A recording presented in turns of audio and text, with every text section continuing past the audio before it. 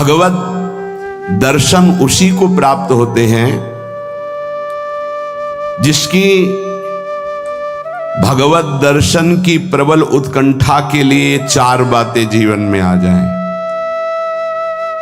पहला, नित्य निरंतर नाम जप रसिकों के संग से। शर्त है रसिकों के संग, भजन न होई संग बिन, हे मनमानी नहीं होता। रसिकों के संग से भजन की वृत्ति, प्रमाणित भजन होना चाहिए आचार्य परंपरा गुरु परंपरा से। दूसरा, भगवद विग्रह को साक्षात भगवान का स्वरूप मानना। जैसे कुछ ऐसे भाव वाले लोग हैं कि अरे पत्थर पूजने से, धातु पूजने से क्या प्राप्त, क्या वहां भगवान है? कौन सा तुम्हें ज्ञान है भाई? कौन सा ज्ञान है? जब सर्वम खलमिदम ब्रह्म, ये तो अवतार है भगवान का, अर्चा अवतार। भगवान अवतरित होते हैं। जैसे हम छवि विराजमान किए, जब हम भाव सेवा करते तो भगवान छवि में आके विराजमान होते हैं, भगवान विग्रह में विराजमान होते हैं। ये श्रद्धा और विश्वास का विषय है कि नास्तिक लोगों को समझ में नहीं आएगा। जिस मूर्ति को आप, जहां मूर्तिकार निर्माण कर रहा हो वहां देखो, उसी मूर्ति को पूज करके ब्रह्म प्राप्त, भगवत प्राप्त महापुरुष हो गए। प्रेमाश्रुओं से अभिषिक्त किया है। ये बाहर वालों की ऐसो की बातें न सुने, नहीं तो जो छोटी श्रद्धा वाले लोग होते हैं उनकी श्रद्धा नष्ट हो जाती है।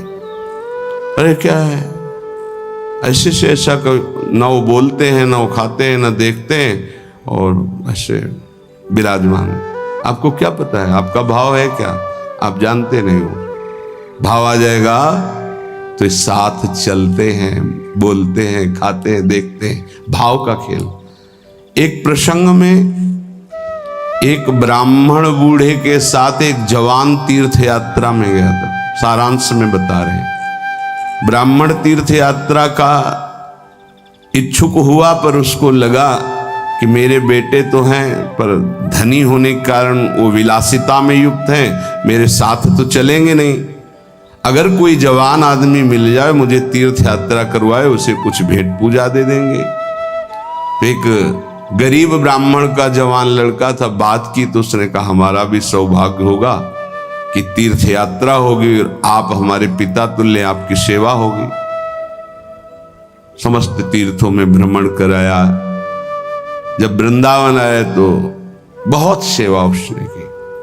उसका मन बहुत प्रसन्न हो गया। धनी का वृद्ध था तो गोपाल जी के दर्शन कर रहा था। उसने कहा वृंदावन को साक्षी करके, गोपाल जी महाराज सामने हैं, मैं बहुत प्रसन्न हुआ तुम्हारे ऊपर, तुमने इतनी सेवा की।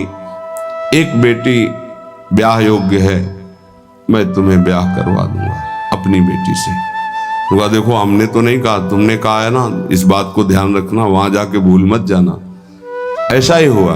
सारांश में बता। वो जब गांव पहुंचा तो वृद्ध की हिम्मत नहीं हुई अपने धनी बेटों से कह दे कि बहन का ब्याह उस गरीब के साथ कर दो।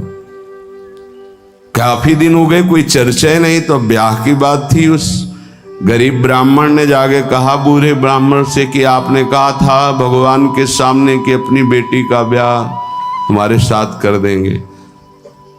तो जवान बेटों के भय से उसने कहा मुझे याद नहीं ऐसा कुछ। भाई याद नहीं? तुमने भगवान के सामने कहा था। वो भी कह रहे याद नहीं। तो बेटों ने कहा कि चलो भागो यहां से। भगवान के सामने कहा बुलाओ भगवान को, अगर साक्षी दे देंगे तो हम बहन का ब्याह कर देंगे। बोले पक्का? तो उनको पता था कि मूर्ति कोई बोलती थोड़ी, चलती थोड़ी। उनका हाँ पक्का। बोले पंचों के बीच में बोल दो। पहले गांव में पंचायत होती थी पिंड छुटाने के लिए कि अतरे दिन ये परेशान करेगा, तो उन्होंने कहा पंचों के सामने यदि ठाकुर जी आके गवाही दे दे तो ब्याह करवा देंगे। ओ गरीब आदमी जो कुछ था बेचा फिर वृंदावन आया, ठाकुर जी गोपाल जी से कहा कि महाराज आपके सामने हमारे ब्याह की बात कही थी इस वृद्ध ब्राह्मण ने, आपको गवाही देना पड़ेगा तब हमारा ब्याह होगा। हाँ, कौन सुने। समय हुआ, ठाकुर जी का शयन भोग लगा, पट बंद हो गए, वो बैठे ही रहे बाहर। वाह गोपाल जी महाराज, आप जब बोलोगे तभी हमारा ब्याह होगा और हम तभी यहां से जाएंगे जब आपको साक्षी दे। सब चले गए थे वो अकेले, उसको विश्वास था भगवान है। अंदर से आवाज आई, मूर्ति कहीं चलती है क्या कि चलकर साक्षी दे। बोले महाराज मूर्ति बोलती थोड़ी है, आपने बोला ना तो आओ निकल के बाहर। अब उनके लिए कोई पर्दा है क्या? ललित त्रिभंगी ऐसे बोले देखो अब तुम्हारे प्रेम के कारण हम बाहर तो निकल आए, तुम उसको यहीं बुला दो, हम यहीं साक्षी। बोले महाराज वो नहीं आएगा, हमारा ब्याह रुक जाएगा, आपको चलना पड़ेगा। बोले चल तो देंगे लेकिन देखो हम वृंदावन के ठाकुर हैं, हमको तो अच्छा अच्छा माखन मिश्री और सब। भगवान ने बहानेबाजी। बोले महाराज हमें पता था कि आप भोगराग के लिए कहोगे तो हमारे पास जो संपत्ति थी बेच के आए, खूब खवाते पियाते चलेंगे महाराज। बोले चलो अच्छा। देखो दृढ़ विश्वास। बोले महाराज हम जानेंगे कैसे कि आप आ रहे हो? बोले मेरे नूपुरों की ध्वनि सुनाई देगी, और देखो लौट कर जहां देख लोगे उससे आगे फिर हम नहीं जाएंगे। ठीक है महाराज, जब भोग लगाने का समय आएगा तो हम बोल देंगे, तब तुम हमारा भोग लगाना, और जब हम चलेंगे तो लौट कर पीछे नहीं देखोगे। ठीक है महाराज। अपने प्रांत पहुंचे, उड़ीसा प्रांत। गांव जब नजदीक रह गया तो सोचा मुड़ के तो देखे, केवल पायले धुनी है, ठाकुर जी भी है। मुड़ के देखा तो श्याम घन साक्षात प्रभु। प्रभु ने कहा देखो तुमने वादा तोड़ दिया, अब हम यहां से नहीं जाएंगे। बोले महाराज अब तो कोई बात नहीं। गांव में दौड़ के गया, गोपाल जी आए, प्रभु आए साक्षी देने के लिए मेरे ब्याह के लिए। पूरा नगर दौड़ पड़ा, पंचायत के सब ने देखा प्रभु विराजमान। अब किसी की हिम्मत थोड़ी थी कि पूछ ले, जबरदस्ती उस बुड्ढे से कहा ब्याह करो भगवान वृंदावन से साक्षी। आज भी साक्षी गोपाल के रूप में भगवान विराजमान। क्या हुआ? जिसे तुम मूर्ति समझते वो चल के उड़ीसा तक गए और गवाही दी। विट्ठल भगवान बातचीत करते थे तुकाराम जी से, नामदेव जी से, इन बड़े बड़े संतों से।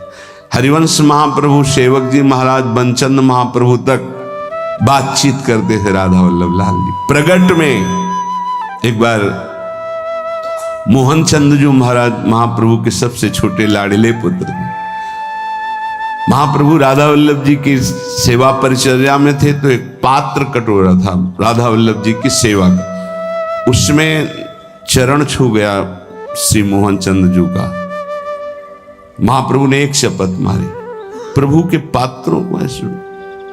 राधा वल्लभ जी के जब पत्रावली कर रहे थे तो कपोल में अंगुली बनी, तो उनका जय जय आप। तो बोले मोहन चंद के रूप में मैं ही तो अब खेल रहा हूं अपने पात्र, तुमने वहां मारा मुझे देखो लगा। महाप्रभु ने कहा क्षमा कीजिए प्रभु, ऐसी तन्मयता मोहन चंद जी की आप में है ये मुझे पता नहीं था। महाप्रभु से बात, स्वामी जी से, बिहारी देव जी से बिहारी जो बात करते हैं, आज भी महापुरुषों से प्रभु बात कर। ये केवल मूर्ति छवि का विषय नहीं होता। ये अज्ञानी जीव जो है ये केवल तर्क विवाद में फंसे रहते। श्रद्धा में तर्क विवाद नहीं होता।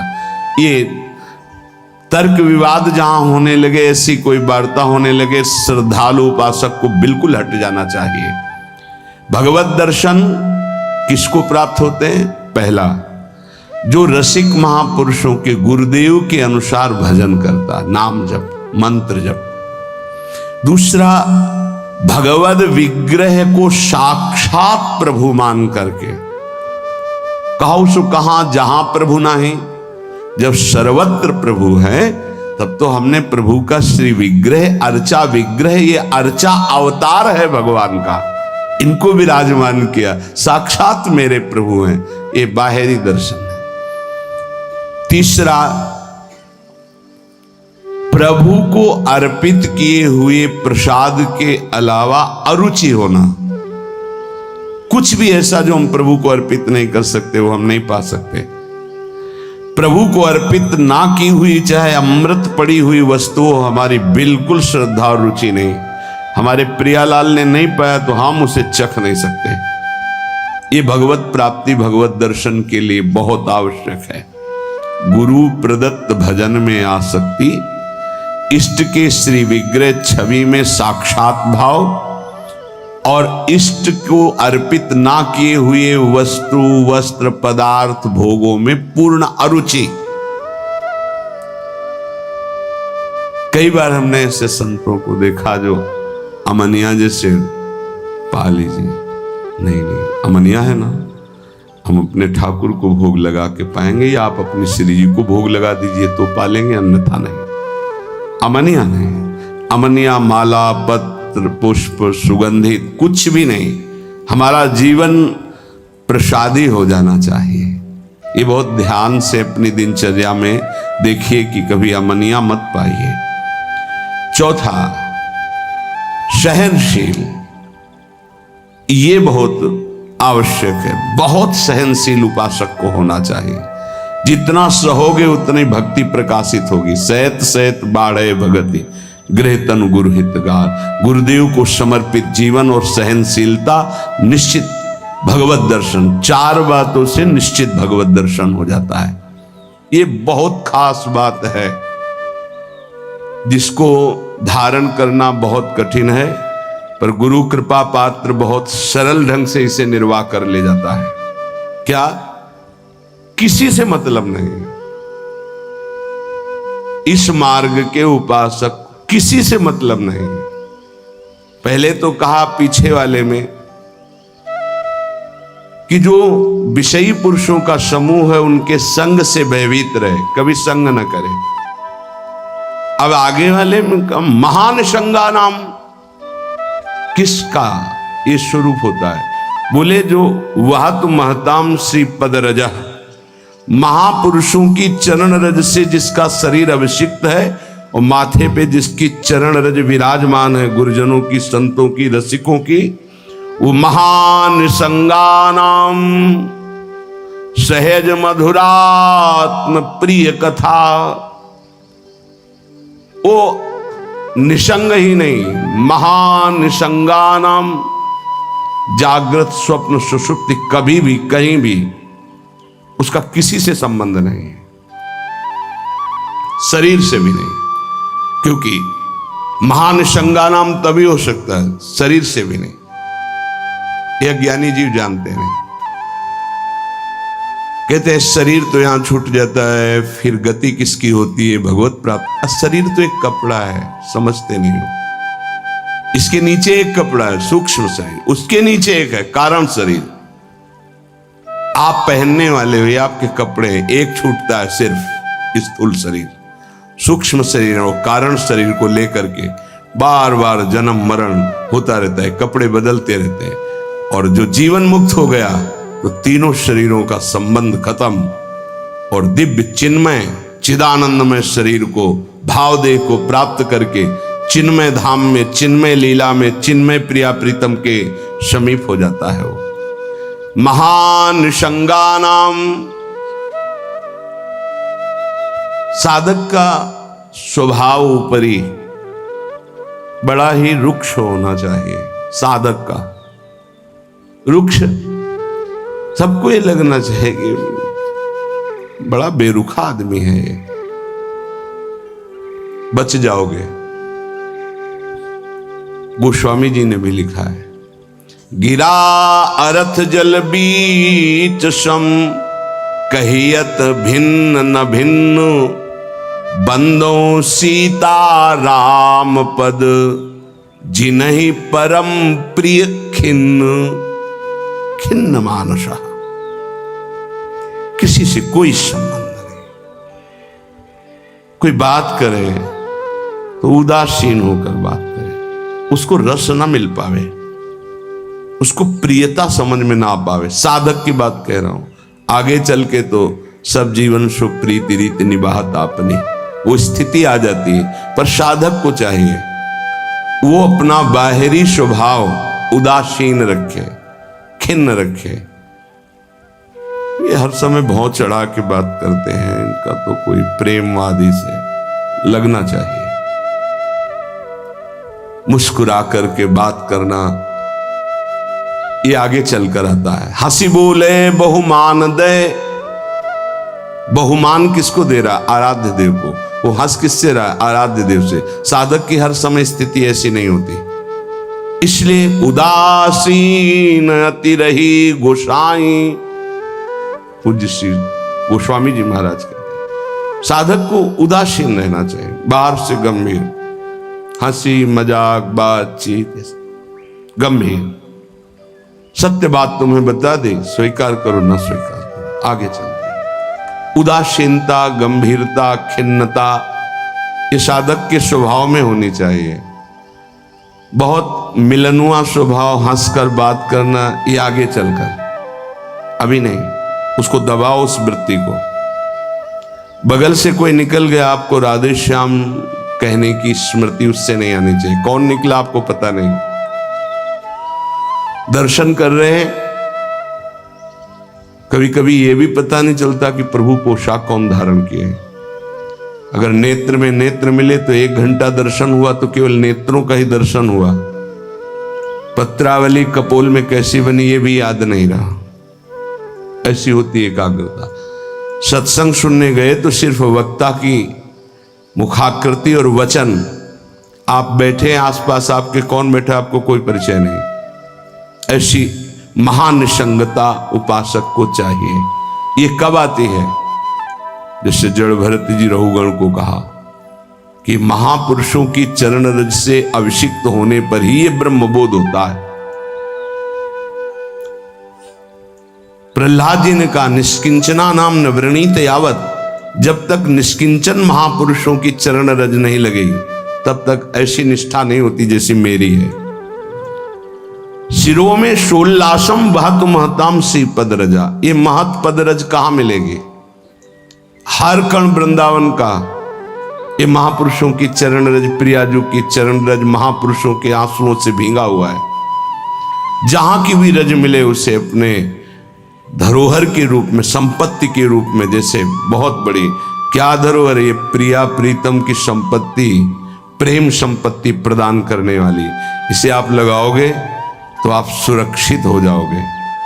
ये कवच है। कई बार शास्त्रों बारे चर्चा हुई है, पर बड़े भाग्यशाली साधक उपासक उपासिका होंगी जो इस बात को स्वीकार किए हैं कि रोज स्नान के बाद शरीर में रज लगाते हैं। ना करते हो तो फिर सुन लो, तुम्हारे हृदय को ये विकार तब तक जलाएंगे जब तक प्रेम रस के योग्य नहीं हो जाएगा। उस जलन को सहने के लिए ये सद्यो वशीकरण चूर्ण मनंत शक्तिम तम राधिका चरण रेणु मनुष्मरामी, ये श्री जी की चरण रज है जो आपको संभालेगी, कवच का काम करेगी। आपके शरीर में चरण रज लगी रहनी चाहिए। बिल्कुल मान लीजिए, अगर ये मान लोगे तो बहुत बड़ी वस्तु आपको प्राप्त होगी। शरीर में वृंदावन की रज लगी है, शरीर छूट जाए तो भगवत प्राप्ति हो जाएगी। मान लीजिए, बहुत बड़ी बात है। धन्य है वो उपासक जो रजोपसेवी है, रज लगाते हैं। एक ब्रजवासी आए, उन्होंने प्रश्न किया कि आपके जुगल उपासना में तो काली बिंदी लगती है, आप क्यों नहीं लगाते हैं? श्री कहते हैं उसे, काली बिंदी और सिंदूर की बिंदी। पूज्य श्री सद्गुरुदेव भगवान ने आदेश किया, त्रिपुंड लगाते थे शरणागति का, कि हम आचार्य आज्ञा से चलते हैं। आचार्य ने पत्र में लिखा था, वृंदावन रजोपसेवी जोरी सुमिरन बाचनो, वृंदावन नित्य बिहार चंदन लेनो। तो रजोपसेवी जोरी है तो रज का तिलक है, और बिहार चंदन जो प्रसादी है वो ये लगा है। बस वो कोई वृंदावन की वस्तु नहीं है जो काली टिक्की है, ये वृंदावन की रस और वृंदावनेश्वरी का प्रसादी चंदन, इसके सिवा। तो ब्रह्मा जी भी आकर कहें तो हमारी समझ में नहीं आएगा, क्योंकि गुरु के वाक्य के आगे किसी का नहीं। वृंदावन रजरानी, वृंदावन वृंदावनेश्वरी, इनमें हमारी अनन्य आसक्ति हो जाए। जो लगाते हैं उनको प्रणाम है, पर हमारी गुरु आज्ञा है। आचार्य श्री हितजू महाराज, वृंदावन रजोप सेवी हरिवंश जोरी सुमिरन बाचनो, वृंदावन नित्य विहार चंदन लेनो, आज्ञा है, उसी का पालन। अगर महापुरुषों की चरण रज लग रही है तो महानिशंगा नाम मान लीजिए, बार बार इसलिए कह रहे मान लीजिए। आप में सामर्थ्य नहीं कि आप असंग हो सके। महानिशंगा नाम तो बहुत बड़ी बात है, वो कहीं आसक्त नहीं, न स्वभाव में, न सूक्ष्म शरीर में, न स्थूल शरीर में, और न बाहरी व्यवहार में। वो अपने स्वरूप में स्थित महापुरुष है, वही महानिशंगा नाम होता है। फिर क्या बोले? सहज मधुरात्म प्रिय कथा, अपनी प्यारी जी और प्यारे जी की कथा सुनते ही उसकी दशा बदल जाती है। प्रसंगानाम प्रेमोत्पुलक गलदस्रा कुलगिराम, अश्रु प्रवाह हो रहा है, पुलकित तन हो रहा है, गदगद कंठ हो रहा है। ये सहज मधुरात्म, सहज मधुर रस प्रदान करने वाली प्रीतम की चर्चा सुनते ही, पद गाते ही दशा बदल गई। कैसे हुआ? बोले महापुरुषों की चरण रज का प्रभाव। अपारे श्री वृंदावन रस महाब्धो विहरताम, इस महाप्रेम रस के अपार समुद्र में विहरण करने वाली, जो जुगल जोरी विहार करने वाली श्री श्यामा श्याम है, इनके प्रेम में जो उल्लसित है, उनकी चरण रज सदैव मेरे माथे पे लगी रहे। तो सदा राधा कृष्ण प्रणय पुलकासुद गम भृतहा, राधा नाम सुनते रोमांच हो गया, अश्रु प्रवाह होने लगा। श्यामा श्याम की बात सुनते ही, पद सुनते ही पुलक, पुलकावली, अश्रु बहने लगे और देह कंपायमान होने लगी। ये बड़े भाग्यशाली, इसमें जानबूझकर नाटक न करे, स्वाभाविक आ जाएगा। नाम जप करो, रस सिंधु वृंदावन की रज लगाओ और रहनी से रहो तो स्थिति आ जाएगी। एकांत में चिल्ला चिल्ला के रोने का मन होता है। जैसे डकार आती है ना, तो उसको निकलना ही पड़ेगा।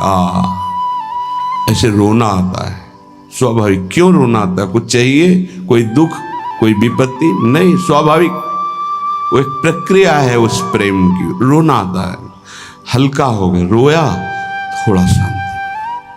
अगर रोएगा नहीं तो रह नहीं सकता। उसकी दिनचर्या है रोना, कभी भी कहीं भी भाव आ जाएगा। किशोरी कंदर्पा कुल कनक गौरांग लतिका, आहा, जो किशोरी जो हमारी गौर वर्ण है,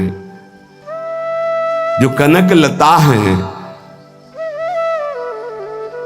ऐसे उपासक का यही जीवन हो जाती है। जीवन का तात्पर्य प्रसाद सृग वस्त्राभरण कृत भूषा प्रणयनो, वो इनके प्रसाद से प्राण पोषण करता है। इनके चरणामृत की ही वो वृत्ति साधना है। हमारा साधन बल क्या है? इनका चरणामृत। वस्त्राभरण, कोई भी वस्त्र बिना प्रसादी के लाडली जू का, गुरुदेव का, शरीर पे नहीं धारो। नवीन वस्त्र को देखा गुरुदेव भगवान कैसे प्रसादी करते हैं। पहले उसे धोते हैं, प्रक्षालन करते हैं, फिर सुखाते हैं, फिर श्री जी के सिंहासन में स्पर्श करा के रजरानी में ऐसे 1-2 बार फिर उसे धारण करते हैं। श्री जी का पहले धोते हैं नया वस्त्र, श्री जी के सिंहासन को अर्पित करके फिर रज रानी में 1-2 बार लोट लगा के उस वस्त्र को फिर धारण करते। वस्त्रा आभरण प्रसाद, प्रसाद स्वरूप ही हमारा भोजन है। प्रसाद चरणामृत, प्रसाद वस्त्र आभरण, प्रसादी माला, प्रसादी पुष्प, प्रसादी इत्र, इनका बड़ा आदर करें। श्री जी का प्रसाद, यही हमारा जीवन है। अगर अमनिया आप पाते हैं तो आपके हृदय में भाव सूखने लगेगा, अगर जग भी गया है। अमनिया जल भी नहीं, अमनिया भोजन भी नहीं, प्रसाद। प्रपद्ये श्री वृंदावन भुवि विचित्राखिल कलाहा, समस्त कलाओं में जानने वाली शिरोमणि श्री लाडली जो ऐसे उपासक के हृदय में अपनी समस्त कलाएं प्रकाशित कर देती, अर्थात वो सहचरी भाव को प्राप्त हो जाता है। विचित्र अखिल संगीत गायन कलाओं का, चतुरता का वो मूर्तिमान स्वरूप हो जाता है।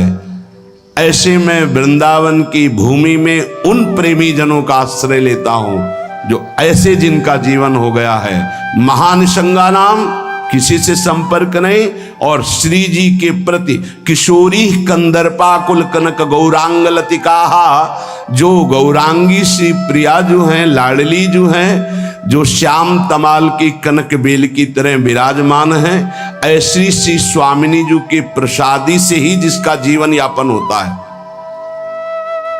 ऐसे में रसिकों को इस वृंदावन भूमि में माथा रखकर प्रणाम करके उनकी चरण धूलि माथे पे धारण करता और उनका संग करने की अभिलाषा करता हूं।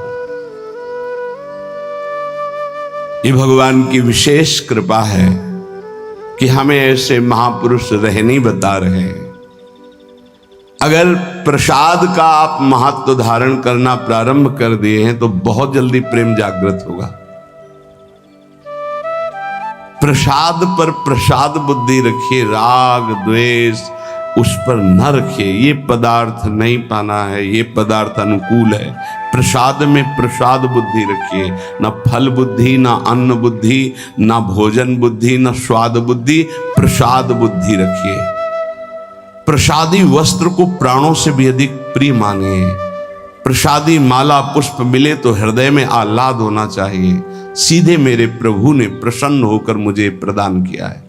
दे कोई भी, लेकिन मेरी प्रियाजू ने मुझे प्रदान किया, एकदम आह्लाद, वही आपको प्रेम भाव में ले जाएगा। प्रसाद में भगवत बुद्धि बहुत ही पवित्र हृदय में होती, नहीं तो प्राय नहीं होती।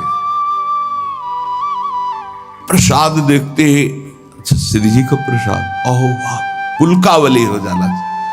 महाप्रभु चैतन्य देव को जब वृंदावन से कोई भी प्रेमी जन जाते, गुंजा की माला, टेटी का अचार, ऐसी वस्तुएं बार बार उनको हृदय से लगाकर अश्रु प्रवाह करते।